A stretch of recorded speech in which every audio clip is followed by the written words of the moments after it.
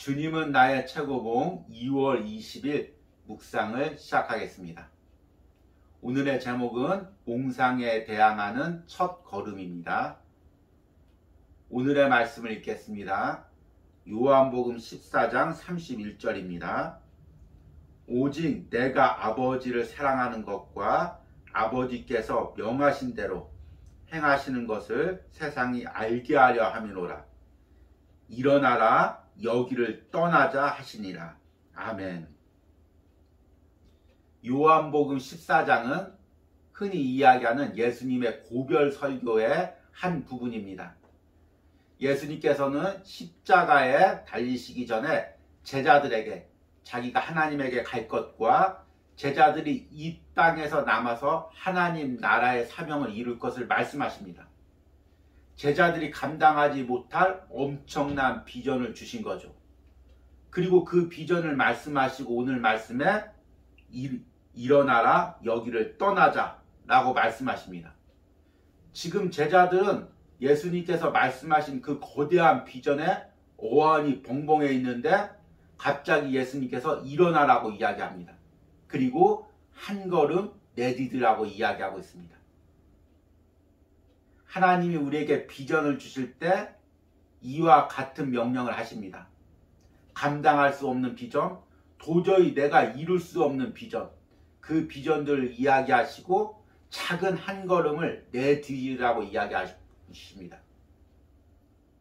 우리 그리스도인들에게 비전을 향해서 한 걸음을 내딛는다는 것이 어떤 의미인지를 오늘 묵상을 통해서 들어보도록 하겠습니다.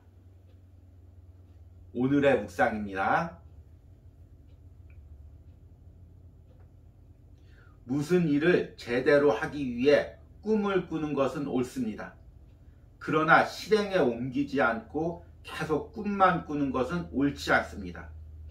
우리는 주님의 놀라운 진리의 말씀을 들은 후에 주께서 이제 들었으니 가서 그 모든 말씀을 다시 묵상하라고 말씀하실 것으로 기대합니다. 그러나 주님께서는 몽상을 허락하지 않으셨습니다. 주께서 원하시는 바를 알기 위해 하나님께 나아갈 때 꿈은 유익합니다.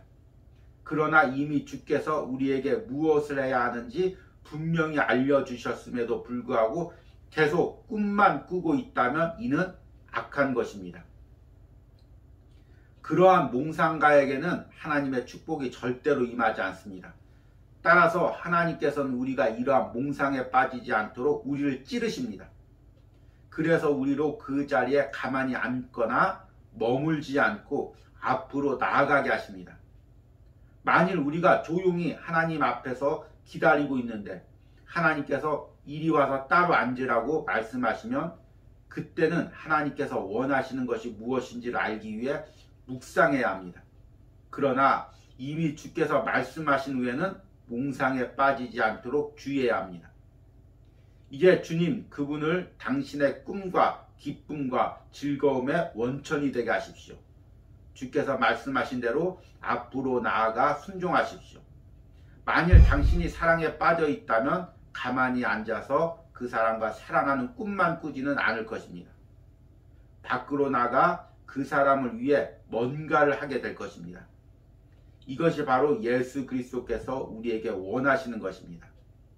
하나님께서 말씀하신 후에도 계속 몽상만 하고 있다면 이는 하나님을 신뢰하지 않고 있다는 증거입니다. 오늘 말씀의 주제는 몽상입니다. 몽상을 쉽게 우리말로 풀이하면 헛된 꿈 정도의 의미가 될 것입니다. 그런데 사실 우리 그리스도인들이 이야기하는 비전도 사실은 꿈입니다. 그러면 어떤 것은 몽상이 되고 어떤 것은 비전이 될까요? 오늘 묵상에 의하면 내가 꿈만 꾸고 있으면 그것은 몽상이 되는 것이고 하나님이 주신 꿈을 향해 한 걸음 내디디시면 그것은 비전이 된다고 이야기하고 있습니다. 무슨 일을 제대로 하기 위해 꿈을 꾸는 것은 옳습니다. 그러나 실행에 옮기지 않고 계속 꿈만 꾸는 것은 옳지 않습니다. 우리는 주님의 놀라운 진리의 말씀을 들은 후 주께서 이제 들었으니 가서 그 모든 말씀을 다시 묵상하라고 말씀하실 것으로 기대합니다. 그러나 주님께서는 몽상을 허락하지 않으셨습니다. 주께서 원하시는 바를 알기 위해 하나님께 나아갈 때 꿈은 유익합니다. 그러나 이미 주께서 우리에게 무엇을 해야 하는지 분명히 알려주셨음에도 불구하고 계속 꿈만 꾸고 있다면 이는 악한 것입니다. 저자는 우리가 주님이 주신 비전을 향해서 걷지 못하고 꿈만 꾸고 있는 것, 헛된 몽상이 악한 것이라고 이야기하고 있습니다. 왜 우리는 비전을 몽상으로 만들까요? 걸음을 내디딜 엄두가 나지 않기 때문입니다. 하나님이 거대한 비전을 주셨는데 그 비전을 향해서 한 걸음 내딛는 것이 사실은 그 비전을 이루는데 무슨 도움이 될까 하는 생각이 드는 것입니다. 그런데 성경에서는 하나님께서 우리에게 비전을 주시고 꼭 발을 내딛게 하십니다. 하나님께서 여호수아에게 요단강이 갈라진다고 말씀하신 후에 요단강이 갈라지기도 전에 요단강을 향해서 발을 내디디라고 이야기하고 있습니다. 여호수아가 발을 내딛는 것과 요단강이 갈라지는 것, 인간적인 생각으로는 어떤 의미가 있겠습니까? 그런데 하나님은 발을 내디디라고 하십니다.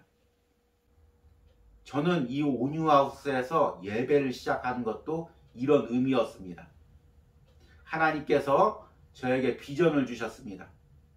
그런데 그 비전과 이 작은 공간에서 예배하는 것은 전혀 맞지 않는 것입니다. 그럼에도 내가 처한 환경에 살 수 있는 것이 여기서 예배하는 것이고 여기서 묵상하는 것이고 영상으로나마 은혜를 흘려보내는 것입니다. 내가 걸을 수 있는 한 걸음입니다.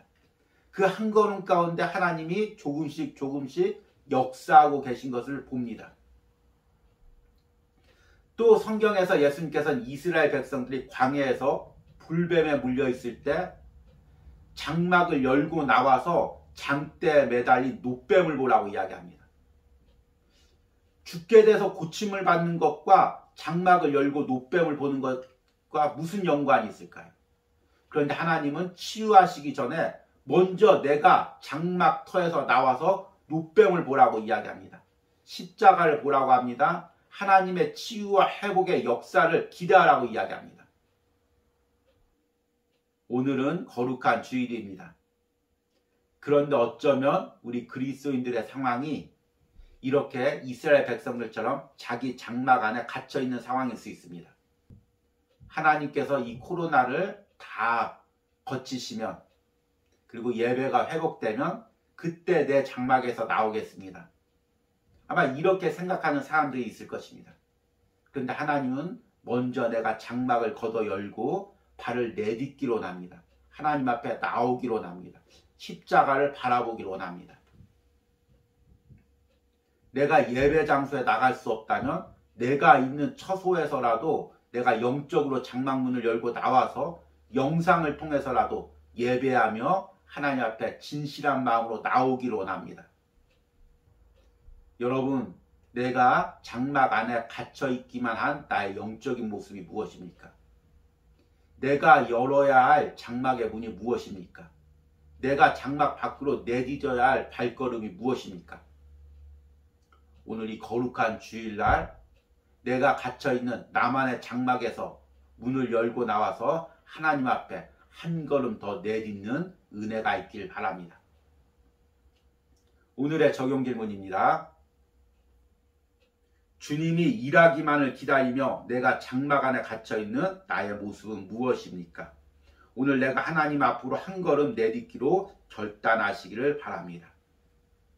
우리 기도하겠습니다. 하나님이 내게 감당 못할 비전을 주셨습니다. 꿈을 주셨습니다.